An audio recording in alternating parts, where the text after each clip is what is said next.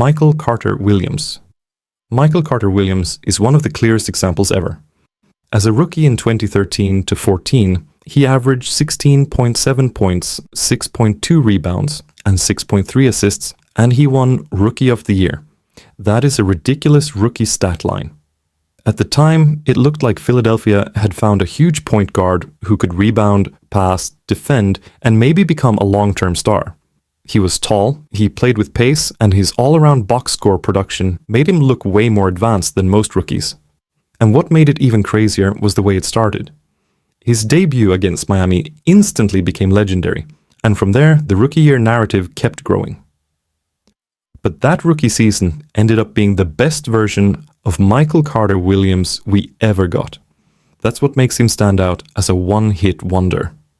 The first season was so complete statistically that people assumed bigger things were coming. Instead, the shot never really became reliable, the efficiency never fully stabilized, and the all-around numbers gradually dropped from there. His career averages ended up much lower than that rookie peak. So in his case, the one hit came immediately.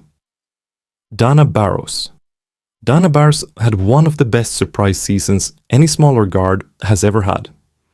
In 1994 to 95 with Philadelphia, he averaged 20.6 points, 7.5 assists, and 3.3 rebounds, shot 49.0% from the field and 46.4% from three, made the All-Star team and won Most Improved Player. That is a monster season.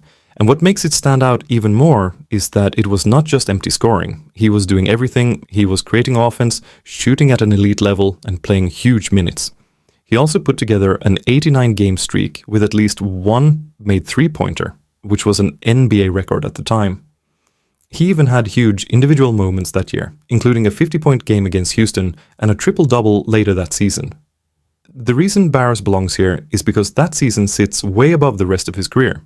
He had a solid NBA run overall, but that one year in Philly was a completely different tier. It was the one season where everything spiked at once. Mike James. Mike James is one of the weirdest one-hit wonders ever, because the breakout came late.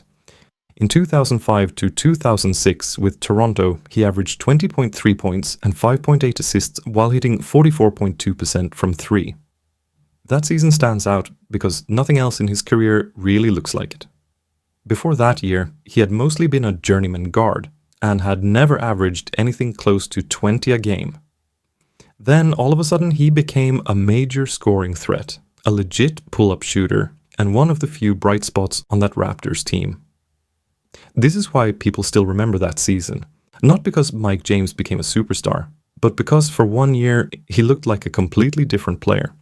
He had the ball a ton, scored at a high level, and put up numbers that looked like they belonged to a fringe all-star guard.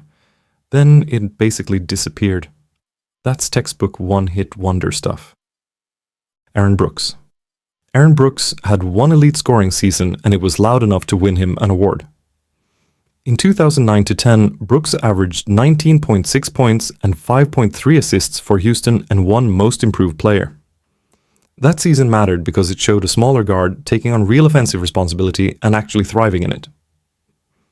Brooks became a high-speed scoring guard who could pull up from deep, create in transition, and carry a much bigger offensive load than people expected.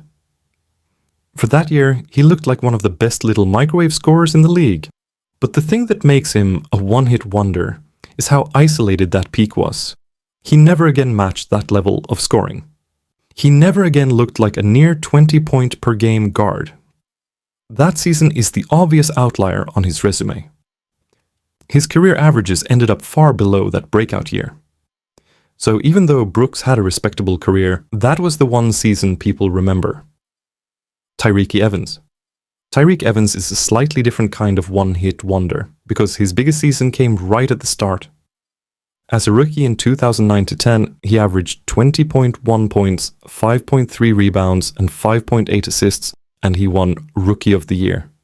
That is elite company for a first-year player. When you put up 25 and 5 as a rookie, people immediately start projecting stardom. And back then, Evans looked like he had everything needed to become a franchise guard or wing creator. He had size. He could get downhill. He handled the ball a ton. And Sacramento was clearly giving him the chance to build around that production, But the reason he's here is because that rookie year ended up being the high point. He had other productive seasons later, but he never fully became the star people expected after that debut. The shot stayed inconsistent, the fit from year to year changed, and the overall level of impact never truly matched the promise of that first season. So Tyreke is one of the classic examples of a player whose first hit was also his biggest. Brandon Jennings. Brandon Jennings is one of the most memorable one-hit wonder names because his peak was tied to one insane moment. As a rookie in 2009-10, Jennings averaged 15.5 points and 5.7 assists. That alone was a strong start, but what people really remember is his 55-point game against Golden State, which remains one of the greatest scoring explosions ever by a rookie. That game changed how people saw him. It made it feel like Milwaukee had found a future superstar guard. A young point guard dropping 55 that early in his career is the kind of thing that makes people imagine a lot more is coming. And to be fair, Jennings had a decent NBA career. He had multiple productive seasons and stayed relevant for a while. But the reason he fits this list is that the hype around that rookie breakout, especially that 55-point game, ended up being way bigger than the career that followed. His career averages settled in as solid rather than star level. So in a lot of ways, the one hit was not just the season. It was that one unbelievable explosion that people never forgot. Michael Adams. Michael Adams is an older school example, but he absolutely belongs here. In 1990-91 with Denver, Adams averaged 26.5 points and 10.5 assists per game. He finished among the league leaders in both categories that season. That stat line is absurd. A player going for over 26 and 10 automatically sounds like a superstar season. And for that 1 year, that's basically what it was statistically. He handled a huge load offensively, played in a high-speed system, and produced numbers that looked massive, even by the standards of that era. But the one-hit wonder label comes from how sharply that season stands apart from the rest of his career. His career averages were much lower, and he never again reached anything close to that level as a scorer.